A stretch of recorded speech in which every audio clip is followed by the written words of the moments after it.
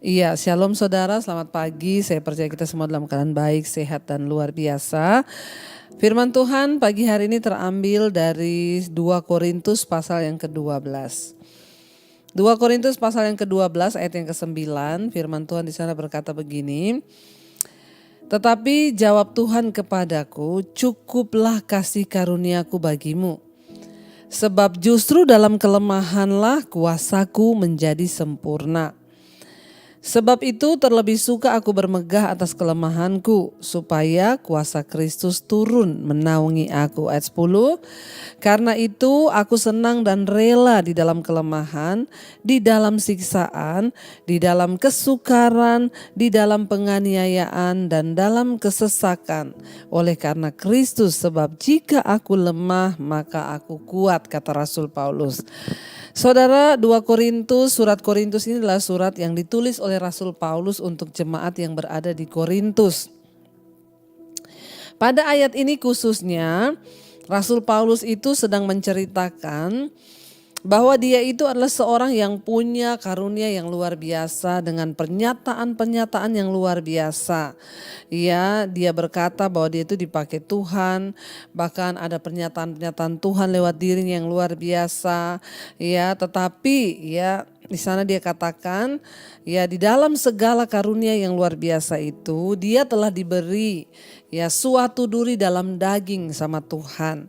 Ya, yaitu dia bilang ayat yang ke-7 di sana dikatakan seorang utusan iblis untuk menggocoh aku supaya Rasul Paulus tidak meninggikan diri.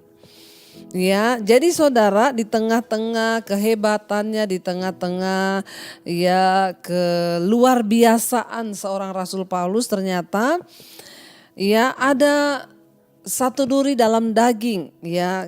Tidak ada yang tahu persis duri dalam daging itu apa, tetapi banyak yang mengartikan atau para ahli ya berkata bahwa kemungkinan itu adalah satu penyakit yang diberi di dalam dirinya Rasul Paulus.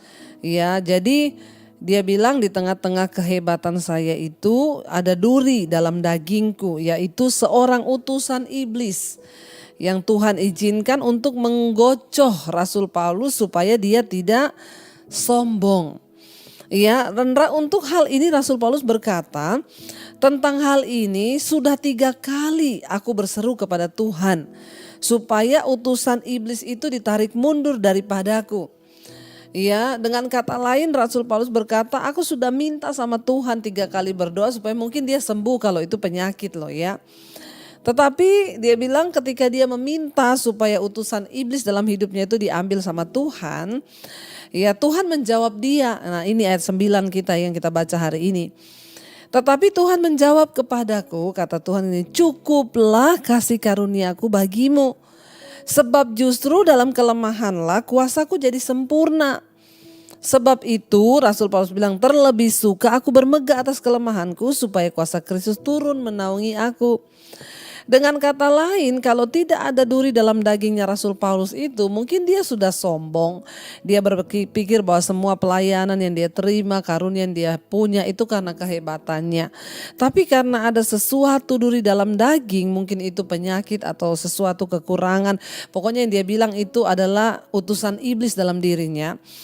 Ya, itu membuat dia itu tidak bisa sombong dan merasa bahwa semua itu sudah dia miliki dengan kekuatannya. Seringkali ada hal-hal di hidup kita yang diizinkan Tuhan. Mungkin saudara sudah mengeluh, ya saudara sudah berdoa untuk sakit saudara sembuh. Ya, tapi mungkin Tuhan tahu kalau saudara disembuhkan, saudara lupa Tuhan. Ada orang-orang itu yang ya saya sudah berdoa Bu, tapi kenapa ya saya nggak sembuh-sembuh. Lah kalau saudara sembuh, saudara lupa Tuhan, saudara jauh lagi dari Tuhan. Jadi diizinkanlah sakit itu supaya kita ingat bahwa ya kita ini ada karena anugerah.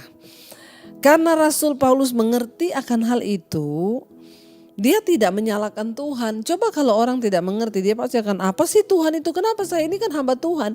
Harusnya hamba Tuhan tuh enggak boleh sakit atau enggak boleh gini. Masa hamba Tuhan ada utusan iblis dalam dirinya? Enggak. Karena Tuhan menjawab Rasul Paulus, cukuplah kasih karuniaku tuh bagimu. Sebab justru dalam kelemahanmu lah kuasaku tuh jadi sempurna. Nah ternyata kelemahannya dia itu, utusan iblis dalam dirinya itu yang membuat dia itu terus merendahkan diri di kaki Tuhan, berharap kepada Tuhan sehingga Tuhan ya bisa menyatakan kuasanya. Kalau orang sudah merasa hebat, orang sudah merasa tidak punya kekurangan, kalau orang merasa dia sudah tidak ada sakit penyakit, sudah tidak ada pergumulan, maka disitulah dia akan jatuh.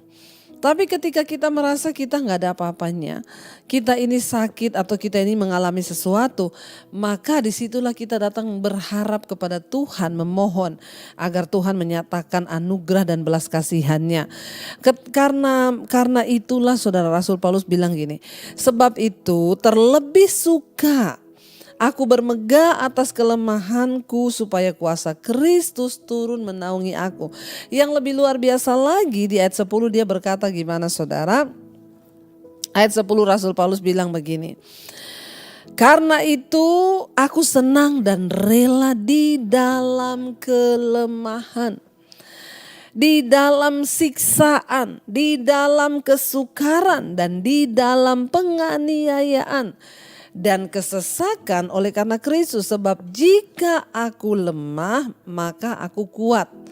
Ini sebuah pernyataan yang hanya bisa keluar dari mulut orang yang sungguh-sungguh sudah mengalami ketika dia lemah dia menjadi kuat. Tidak mungkin ada orang yang mau berani berkata, ya karena itu aku lebih senang dan rela tinggal dalam kelemahan, siksaan, kesukaran, aniaya, kesesakan oleh karena Kristus. Karena aku lemah maka aku kuat. Kenapa ada statement-statement yang bisa keluar dari mulut orang atau hamba Tuhan? Karena dia sudah mengalami hal itu. Tidak akan mungkin kita menemukan satu rumusan atau satu statement dalam hidup kita kalau kita belum mengalaminya. Karena itu saudara, mengapa khotbah-khotbah orang yang sudah mengalami Tuhan itu rasanya lebih mantap, lebih enak, lebih kena bagi kehidupan kita? Ya karena dia sudah mengalami. Dia mengkhotbahkan apa yang dia alami, apa yang dia hidupi, apa yang dirasakan bersama Tuhan. Beda sama orang yang hanya berteori. Ketika kita benar-benar mengalami Tuhan, maka kita bisa berkata dan kita bisa bicara. Tapi kalau kita nggak ngalami Tuhan, kita nggak bisa ngomong. Rasul Paulus bisa bilang, terlebih suka aku rela tinggal dalam kelemahan, kesesakan, siksaan, kesukaran. Ini nggak gampang loh. Di saat semua orang lebih mau enak, di saat semua orang lebih mau diberkati, di saat semua orang lebih suka sehat, di saat semua orang lebih suka bahagia, Rasul Paulus lebih memilih, aku lebih suka tinggal dalam kelemahan, kesukaran, siksaan. Mungkin orang gila kali saudara kita pikir. Tapi itulah orang yang sudah mengalami Tuhan, paradigmanya akan diubah oleh Tuhan. Mungkin hari ini Anda sedang sakit. Jangan anggap bahwa sakit itu kutukan atau sesuatu. Mungkin di balik sakit itu Tuhan sedang membentuk hidupmu. Bersyukurlah. Mungkin hari ini Anda sedang mengalami kekurangan uang. Jangan buru-buru cari jalan keluar. Saudara mau coba pinjam sana sini. Coba saudara datang berlutut di kaki Tuhan dan tanya, Tuhan, apa maksudmu di balik semua ini? Ya pasti di balik satu masalah itu ada tujuan Tuhan yang diizinkan untuk kita ini bisa mengerti dan kita tahu. Saudara, cobalah cari tahu tujuan dan maksud Tuhan di balik setiap masalah yang sedang kau hadapi. Karena disitulah ada goal yang Tuhan ingin kita raih di dalamnya, sehingga kita bisa berkata satu saat seperti Rasul Paulus berkata, aku ini lebih suka tinggal dalam siksaan, dalam kesukaran, dalam kelemahan. Karena waktu aku lemah, aku kuat. Kenapa? Karena hanya orang-orang yang merasa lemahlah yang mau mencari Tuhan. Orang kalau udah rasa kuat, tidak mungkin dia cari Tuhan. Biar hari ini semua kita boleh merasa lemah sehingga kita ini bilang, Tuhan, aku butuh Engkau dalam hidupku. Sehingga kita bisa bilang, Tuhan, hanya Engkaulah sumber kekuatan di hidup kami. Terima kasih buat semua anugerah-Mu. Mari kita merenungkan firman ini saudara.